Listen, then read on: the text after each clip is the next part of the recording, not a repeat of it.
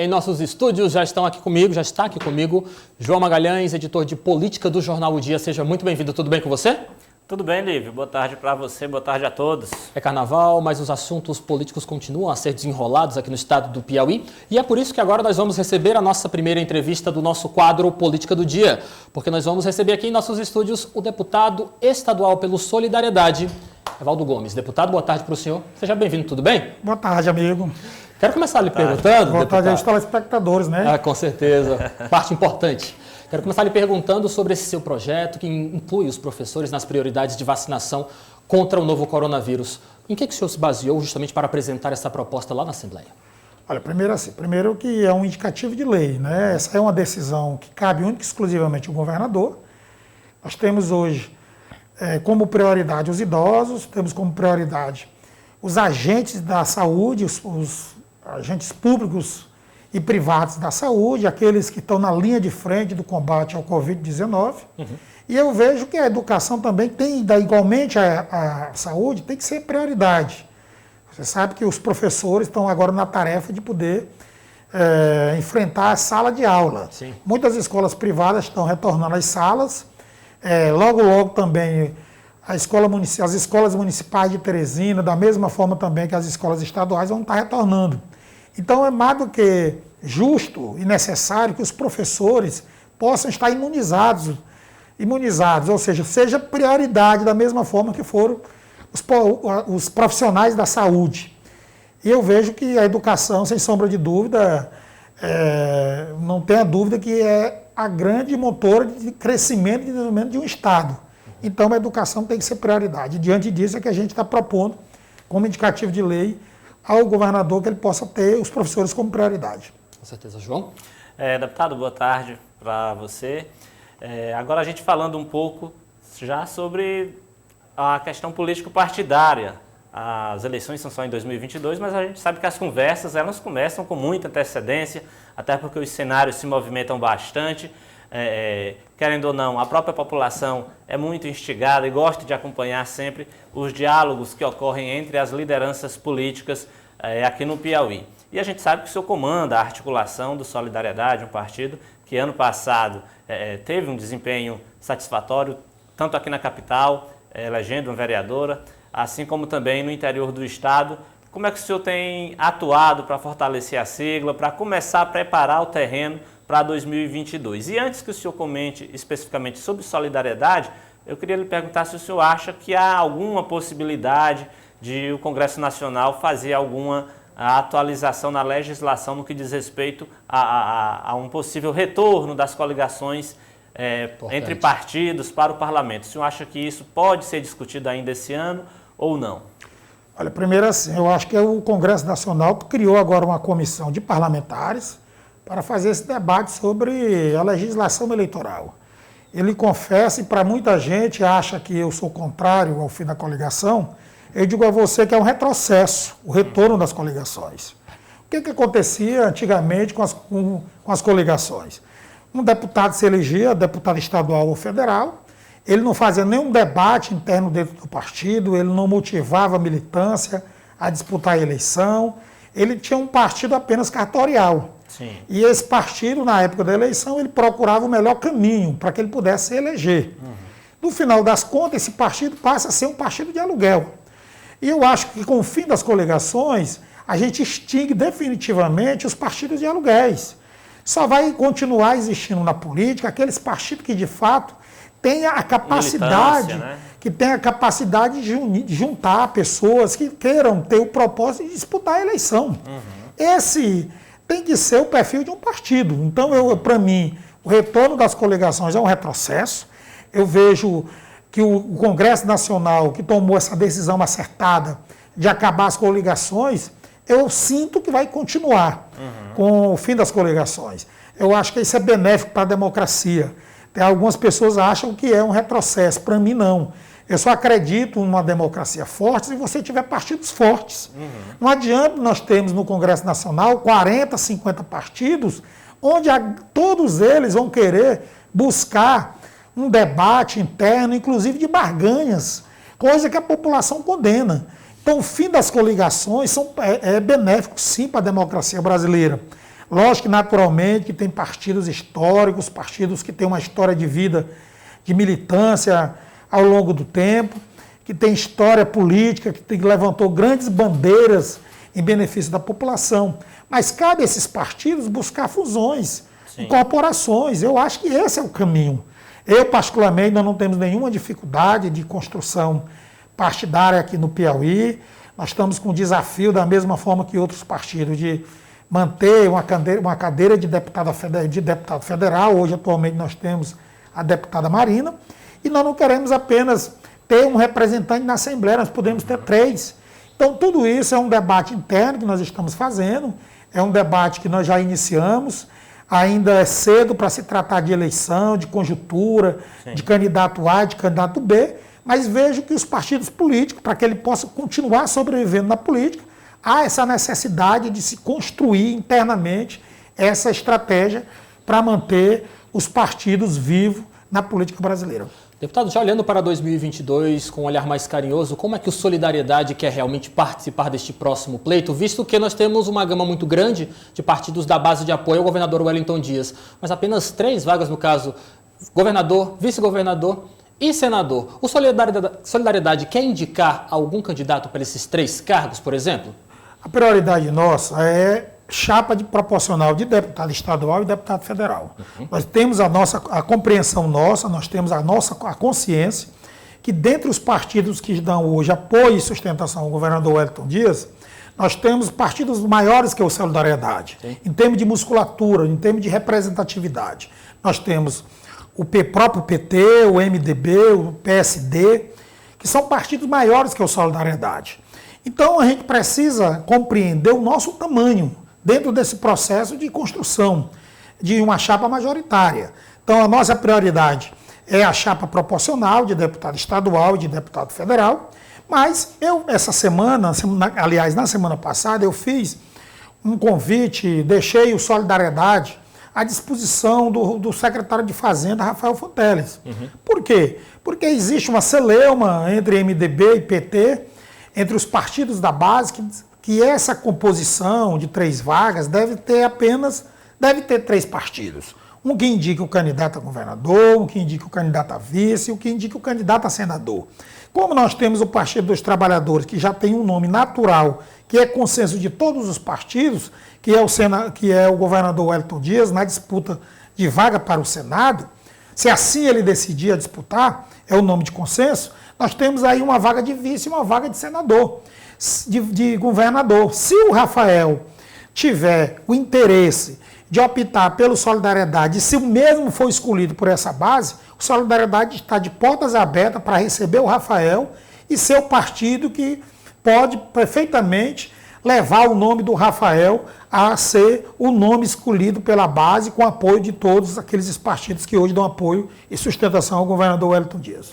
Deputado, e se mantendo, e a gente até espera que se mantenha essa legislação, né, que impede a coligação entre partidos na busca por vagas no parlamento, há uma tendência, que a gente imagina ser natural, de uma diminuição de partidos políticos. E aí, como o senhor mesmo falou, na base aliada do governador Wellington Dias, a gente tem partidos com mais musculatura política em todo o Piauí do que o Solidariedade. Vamos citar o PT, o MDB, o próprio PSD, do deputado federal Júlio César. O senhor acha que, de uma certa forma, isso pode dificultar o crescimento do Solidariedade? Qual é a estratégia, qual é o argumento que o senhor tem utilizado ou vai utilizar para atrair lideranças regionais, lideranças do interior do Estado, para que elas ingressem no Solidariedade, tendo em vista que há esses partidos maiores na base do governo? Veja só, nós só temos dentro da base do governo e aqui no Piauí só temos 2 partidos que hoje podem se considerar partidos grandes, que partidos que têm chapas, têm condições de já, nesse momento, já ter, se a eleição fosse hoje, ter chapa construída de estadual e federal. É o Partido dos Trabalhadores PT. E o Partido Progressista. Certo. O MDB só tem um deputado federal, da mesma forma que tem o PL, da mesma forma que tem o Solidariedade, da mesma forma que tem o PSD. O PSD, que você cita aí como um grande partido, ele pode ter uma capilaridade de prefeitos. Mas em termos de representatividade, ele está igualmente o PL e o próprio Solidariedade. Ele só tem um deputado estadual na Assembleia Legislativa e um deputado federal. Da mesma forma que o Solidariedade também. Solidariedade tem um deputado estadual, que sou eu, na Assembleia Legislativa, e nós temos uma deputada federal, que é a Marina. Então nós só temos no Piauí hoje 2 partidos hoje que nós podemos dizer que estão prontos e preparados nesse momento para enfrentar as urnas. Nessa questão conjuntural que se desenha com o fim das coligações. É o Partido Progressista e o Partido dos Trabalhadores. Um partido de governo e outro partido de oposição. Agora, em termos de solidariedade, o que nós estamos apostando é que nós iremos ter um partido competitivo, porque nós somos um partido de militância. Nós somos um partido que surgiu dentro da luta do povo. Então, um partido que tem esse perfil não tem dificuldade de construir uma chapa de estadual ou de federal. Nós temos praticamente uma chapa construída, 70%, 80%. De uma chapa construída já para federal, para estadual, e temos aí em torno de 60% de uma chapa construída para federal. E vamos chegar aos 100% nas duas até o ano que vem. Nós temos ainda muito tempo. As filiações se darão apenas. O último prazo para as filiações, para quem quer disputar uma eleição no ano que vem, é no dia 3 de abril de 2022. Então nós temos muito tempo, nós temos muita coisa para acontecer, muita conversa para fazer, e é isso que nós estamos fazendo. Nós não estamos nem um pingo, nem um momento preocupado com essa questão do fim da coligação. Você pode ter certeza de uma coisa: Solidariedade terá a chapa competitiva tanto para deputado estadual como para deputado federal. Deputado Evaldo Gomes, muito obrigado pela sua participação. Uma excelente tarde para o senhor. Até o nosso próximo encontro, viu? Volte sempre. Eu que lhe agradeço. João Magalhães, declarações interessantes. Achei muito interessante o deputado Evaldo Gomes falando que realmente o Solidariedade precisa compreender o tamanho que tem, mas também falando aqui de articulações já muito bem definidas de olho em 2022. Sem dúvida nenhuma. As eleições de 2022, ela já começa a movimentar as discussões. A gente sabe que a classe política, toda vez que se reúne, é para comentar estratégia, para apresentar cenários, e o Solidariedade, sem dúvida nenhuma, é inserido nesse contexto pré-eleitoral. Com certeza, como bem falou aqui o deputado Evaldo Gomes, tem dialogado com lideranças do interior do Estado também nessa estratégia de fortalecimento para o embate eleitoral do ano que vem, que é, sem dúvida nenhuma, diferenciado do municipal, porque as eleições estaduais elas envolvem muito mais aqueles assuntos, pautas mais gerais, envolve o parlamento estadual, nacional, ao contrário das eleições municipais, onde a pauta política é bem localizada, tem muito mais a ver com os problemas que a população enfrenta diariamente, aqueles problemas que estão mais próximos, né, da população. João, mas também achei o Solidariedade muito ousado fazer convite já direto assim para Rafael Fonteles, um dos nomes mais trabalhados pelo Partido dos Trabalhadores na atualidade, já de olho em 2022. Como é que você observa este convite? Olha, demonstra realmente, a gente sempre fala da capacidade de articulação do deputado Evaldo Gomes, e ele comprova com esse convite exatamente essa articulação, essa capacidade de dialogar que ele tem. Afinal de contas, a gente sabe que Rafael Fonteles, secretário de Estado da Fazenda, tem viajado o Piauí inteiro ao lado do governador Wellington Dias, tem se apresentado como pré-candidato a governador do Piauí, é filiado ao Partido dos Trabalhadores, é filho de um quadro histórico, né, do Partido dos Trabalhadores aqui no Piauí, e embora haja, que é o ex-deputado Nazareno Fonteles, embora haja aí esse embate interno entre PT e MDB pela cabeça de chapa, né, nas eleições do ano que vem, o deputado Evaldo Gomes demonstra aí que tem interesse em, vamos dizer assim, furar essa bolha entre PT e MDB, fazendo esse convite ao secretário Rafael Fonteles. Seria interessante o resultado deste convite sendo publicado na imprensa. Também, só para encerrar aqui a nossa análise sobre a entrevista com o deputado Evaldo Gomes, ele analisou, de certa forma, aqui uma polarização natural que nós já observávamos entre Partido dos Trabalhadores e Partido Progressistas. Realmente é o que já se observava do contexto da política local. É um caminho natural que foi consolidado ano passado nas eleições municipais, quando a gente teve de um lado Wellington Dias e de outro o senador Ciro Nogueira. Agora, ambos, cada um cada um trabalha para fortalecer seu grupo político, deixando bem claro que PT e progressistas devem realmente se enfrentarem no ano que vem.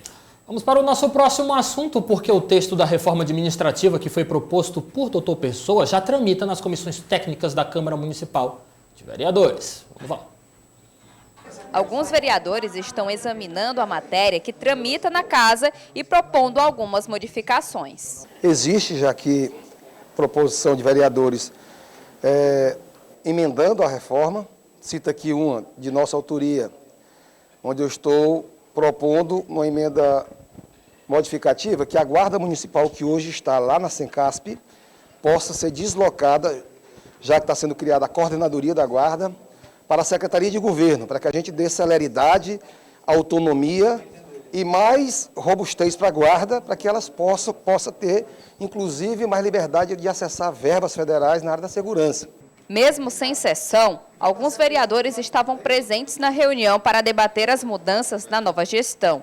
Um dos objetivos da reforma é tentar trazer economia para a cidade. Se tratando de economia, a gente vê que é um percentual pequeno, né? Mas em relação à reforma, eu acredito, como parlamentar, que essa reforma ela traz consigo a cara da nova gestão, né? Então, não vejo problemas em relação a gente estar estudando, estar analisando ponto a ponto e estar votando essa reforma e dando digamos assim, um crédito para a nova gestão iniciar os seus trabalhos. De acordo com o vereador Alain Brandão, do PDT, a economia da reforma se resume a R$ 2.400. Nós recebemos na semana passada, e após análise nós verificamos que teremos sim uma economia, em relação a R$ 29 mil anual, que dividido nós teremos uma fração de praticamente R$ 2.400. Economia de 29 mil por ano, João Magalhães, realmente é um pouco aquém do que se esperava, através das falas do Dr. Pessoa, que queria uma economia maior.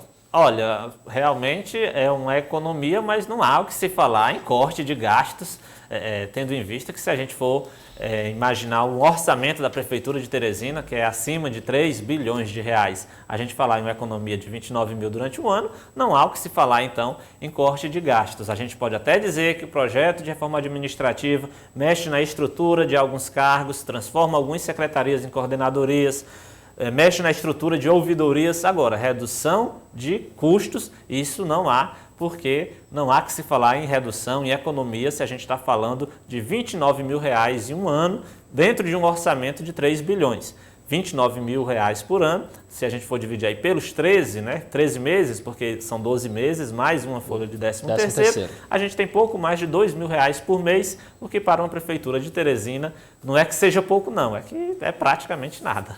João, você percebeu realmente uma mudança de discurso acerca deste texto de reforma administrativa? Quando o Dr. Pessoa se elegeu e começava a falar sobre essa necessidade de rever o tamanho da administração municipal da capital do estado do Piauí, ele sempre falava que era motivado por essa questão de uma economia. Inclusive, os pares dele, quem compõe sua base aliada, sempre falava de que realmente era o ritmo que o Dr. Pessoa queria impor na sua gestão. Uma gestão mais coesa, mais eficiente, que gastasse menos. O discurso agora é diferente. O discurso agora é de que realmente tem que se deixar que o Dr. Pessoa implante a sua forma de pensar administrativamente para que tenha melhores resultados à frente do Palácio da Cidade. Antes era só economia. Agora é deixar que ele possa impor o seu carimbo, a sua personalidade administrativa. Mudou o discurso. Sem dúvida nenhuma, Lívia. Aquela história, quando você está do lado que está jogando a pedra, as coisas são mais fáceis. Quando você muda de lado, obviamente que você começa a observar algumas dificuldades que antes você não via porque não estava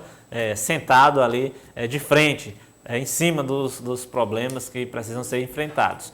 Agora, sem dúvida nenhuma, interessante esse discurso da base aliada do prefeito, Dr. Pessoa, lá na Câmara, de que essa reforma administrativa ela vem para dar muito mais uma cara, da gestão de Dr. Pessoa à estrutura municipal da Prefeitura. E isso, claro, todo gestor tem o direito, afinal de contas, é ele quem precisa realmente ter esse olhar diferenciado, é ele que vai implantar o seu modelo de gestão e, pelo que a gente observa nessa reforma administrativa, é uma alteração, é uma mudança no organograma da Prefeitura, sem falar necessariamente em redução de custos.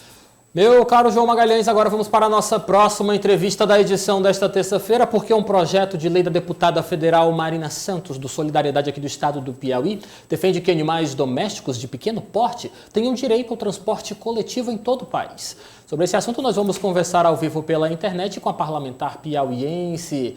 Deputada, boa tarde para a senhora, seja bem-vinda, tudo bem? Boa tarde, Lívio Galeno, boa tarde, João. Boa tarde a todos que nos assistem. Quero dar uma boa tarde especial ao amigo Evaldo, que acabou de sair daí. Sim. Então, um beijo grande para ele também. Deputada, vamos começar falando sobre o seu projeto. Em que ele se baseia?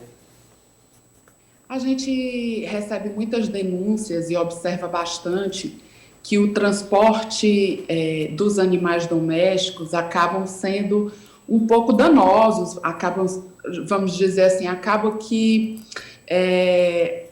não vou usar o termo que a gente usa rotineiramente, mas acaba que os animais sofrem bastante num transporte inadequado. Às vezes eles colocam um animal, viagens longas de ônibus, colocam um animal no bagageiro e ali fica um animal sofrendo tudo, o trepidar, sofrendo de forma muito penosa para o animal esse transporte dessa forma. Então, o nosso projeto de lei é dando um transporte mais adequado, onde o animal possa ir junto ao seu dono, assim como em avião já pode, algumas empresas permitem, a partir de um peso médio de 10 quilos, o animal vai de forma tranquila, junto ao seu dono, sem sofrimento e de forma justa, porque o animal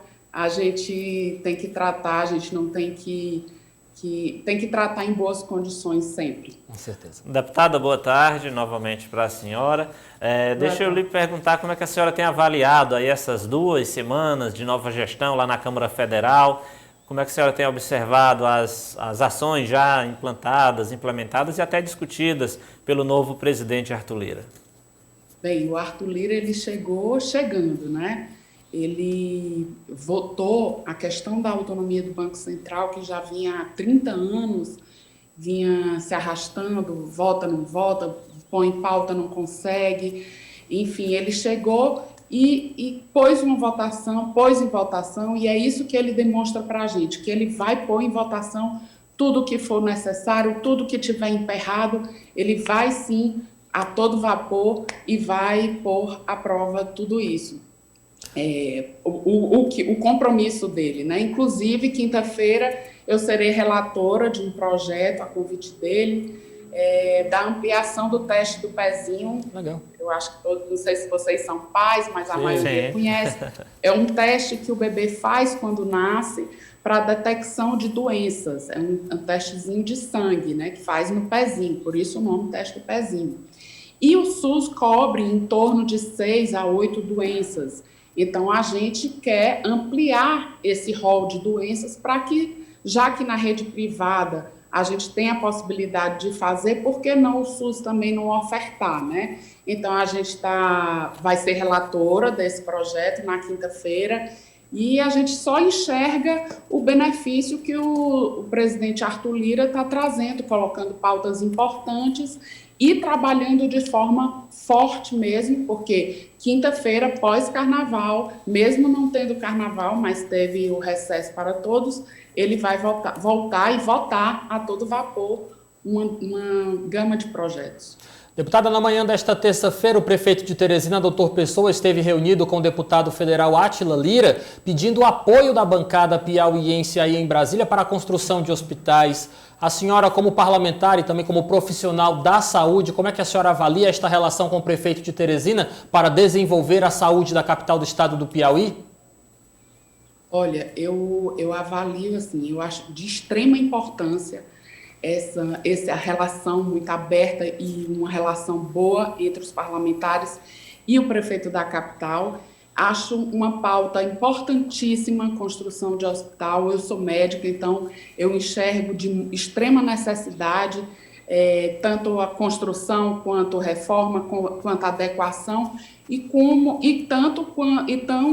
também instrumentação do hospital para um bom funcionamento, para um pleno funcionamento. Então, e todas as outras pautas que o prefeito trouxer e que forem de melhoria para o Piauí, para Teresina, eu acho muito saudável ter essa conversa com a bancada federal, porque a gente pode muitíssimo ajudar. E a gente já teve um café da manhã que foi proporcionado pelo deputado presidente da Assembleia, Temístocles, e nós sentamos com o prefeito, e ali a gente se pôs à disposição de tudo que ele precisar, porque a gente sabe da importância dessa boa relação. Que bom. Deputada, e outra pauta que, sem dúvida nenhuma, impacta diretamente na vida de grande parte dos brasileiros, que hoje sofre, além da questão da nossa crise sanitária, né, por conta da pandemia, que sem dúvida nenhuma reflete também nas questões econômicas. Como é que a senhora tem observado o diálogo, a intenção do governo federal, enfim, os trabalhos em torno de um possível retorno do auxílio emergencial? A senhora tem visto substância realmente nesses diálogos do governo federal? Como é que está o clima no Congresso em torno deste assunto? Sim, a gente vê uma movimentação muito grande em torno disso. A gente sabe da necessidade, a gente sabe que agora na pandemia tiveram muitas demissões, o desemprego altíssimo, então a gente sabe das necessidades e que o auxílio emergencial veio de forma para salvar mesmo. A gente entende muito isso, e a gente entende também que o governo federal, ele expõe que economicamente é mais ou menos um gasto grande, que mais ou menos chega em torno de 30 bilhões, que pesa muito para o governo federal manter. Então, mas está tendo uma conversa já bem adiantada, no sentido de que o governo federal aceita essa conversa, ele está debatendo com a economia, está vendo as possibilidades de um valor que realmente o Brasil, o governo possa manter, um valor real mesmo, que seja implementado e que seja ofertado à população mais carente por um tempo cabível para o governo federal, e que também venha ajudar eles e enquanto essa crise não acaba, não passa. A gente tem muita esperança de que com a vacina ou com outra medicação que venha a ser descoberta, que isso passe logo para tudo voltar à normalidade. Deputada, muito obrigado pela sua participação, uma excelente tarde para a senhora. Mais uma vez, obrigado por dispor do seu tempo para conversar com a gente. Até o nosso próximo encontro, tá bom? Até, muito obrigada pelo convite. É isso. Um bom restante de carnaval. Estamos nós aqui recolhidinhos em casa, mas que próximo ano vai estar tudo bem, vai dar tudo certo. Vamos passar por isso. Um abraço para todos vocês. Muito obrigado pelo convite. Boa tarde, deputada. Boa tarde. João Magalhães, na avaliação da deputada Marina Santos, aqui piauiense, Arthur Lira chegando. Sim, e a gente observa essas articulações do deputado Arthur Lira exatamente quando ele coloca em votação projetos realmente que são considerados polêmicos. A própria autonomia do Banco Central, como destacou a deputada Marina, era um ponto de atrito muito grande entre base aliada do governo e oposição, porque é um assunto muito caro para a oposição, que essa autonomia não fosse aprovada, mas passou com facilidade, demonstrando que há um verdadeiro clima de lua de mel entre o governo federal e seus novos aliados, que agora sim estão no comando da Câmara Federal. A gente espera que essa agilidade também seja levada para outros pontos importantes, como, por exemplo, a reforma tributária, que sem dúvida nenhuma é a pauta política mais importante para esse ano no Congresso. Afinal de contas, nós estamos falando de um país em que as pessoas acompanham política e sabem que